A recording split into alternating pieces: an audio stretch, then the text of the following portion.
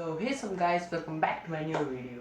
Yes guys, तो आज मुझे एक जर्सी आया है, ये वाला जर्सी। तो मैं आपको तोड़ के दिखाऊंगा, आप गेस करो कौन सा जर्सी होगा। तो ये जर्सी मैं तोड़ता हूँ। आप रेडी हो? तो मैं भी रेडी, तो तोड़ ही देता हूँ। ओके गाइस, मैंने एक सीजर ले लिया। चलो तोड़ते हैं। ये अमेज़न से आया है। कौन सा जर्सी होगा आप जरूर कमेंट सेक्शन में बताइएगा। तो इस वीडियो को लाइक, शेयर और सब्सक्राइब करिएगा। 3, 2, 1। ओहो, ये है CSK का ऑफिशियल अभी जो लेटेस्ट ड्रेस आया है वो है ये।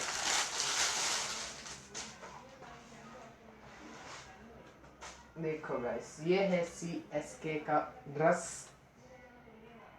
अब देख रहे होगे पीछे धोनी 7। देखो गाइस, ये है CSK का official dress. Chennai super Kings, Myntra, gulf और धोनी 7। तो देखो पीछे इंडिया से भी वो चलेगा। तो गाइस, इस वीडियो को पसंद आए तो please like, share, subscribe my channel and press bell icon to get my notification every day. और बाय।